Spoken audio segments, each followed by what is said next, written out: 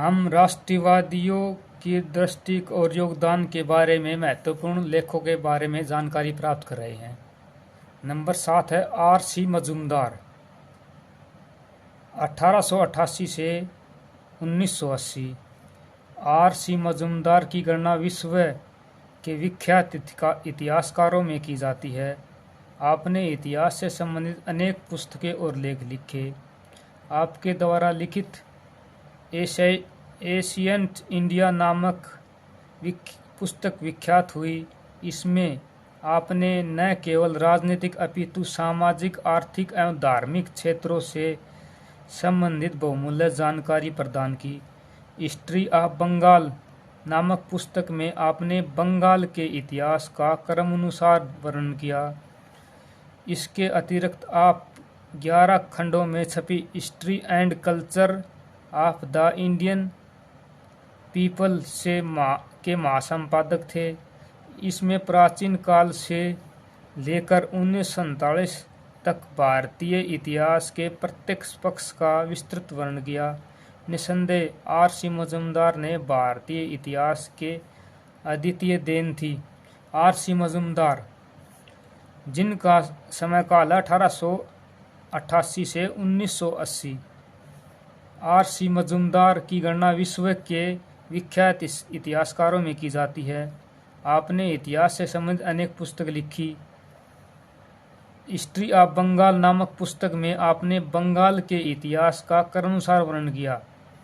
इसके अतिरिक्त आप 11 खंडों में छपी history and culture of Indian people के महासंपादक थे। इसमें प्राचीन काल से लेकर 1947 तक के भारतीय इतिहास के प्रत्येक पक्ष का विस्तृत वर्णन किया।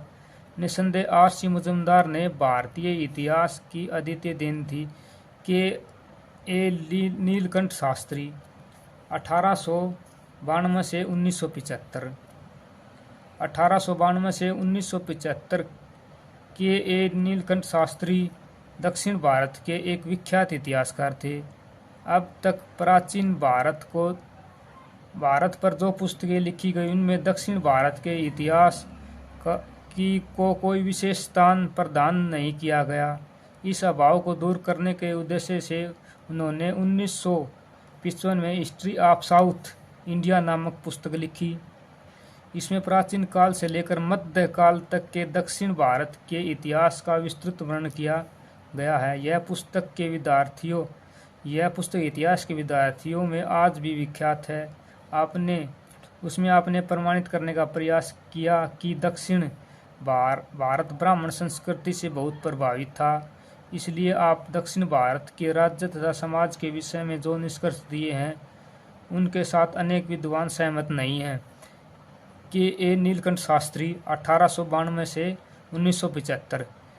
उन्होंने दक्षिण भारत के बारे में महत्वपूर्ण जानकारी इकट्ठी करी और 1955 में हिस्ट्री ऑफ साउथ इंडिया नामक पुस्तक लिखी, जिसमें दक्षिण भारत के इतिहास का बहुत ही अच्छे प्रकार से वर्णन किया है। नंबर 9 है के.पी. जायसवाल, 1881 से 1937। के.पी. जायसवाल ने 1924 में हिंदू पॉलिटी नामक पुस्तक लिखी। इसमें आपने यह सिद्ध किया कि प्राचीन काल भारतीय शासन का स्वरूप तानाशाही नहीं था, जैसा कि पश्चिमी विद्वानों ने बताया। उनका कहना है कि प्राचीन काल में भारत में गणतंत्री राज्य था, जिनमें लोगों को बहुत से अधिकार प्राप्त थे। भारतीय विद्वान हिंदू पॉलिटी को एक अमर रचना मानते हैं। पी.के. जायसवाल ने 1924 में हिंदू पॉलिटी नामक एक पुस्तक लिखी। उसमें उन्होंने यह सिद्ध किया कि प्राचीन कालीन भारतीय शासन का स्वरूप तानाशाही नहीं था, जैसा कि पश्चिमी विद्वानों ने बताया। उनका कहना था प्राचीन काल में भारत की गणतंत्री राज्य भी थे। उन्होंने कहा कि प्राचीन काल में भारत में गणतंत्री राज्य भी थे, जिसमें लोगों को बहुत से अधिकार प्राप्त थे। भारतीय विद्वान हिंदू पॉलिटी को एक अमर रचना मानते हैं तथा पी.के. जायसवाल का भारतीय विद्वानों में हिंदू पॉलिटी में महत्वपूर्ण योगदान रहा तथा इससे आगे के हम अगले वीडियो में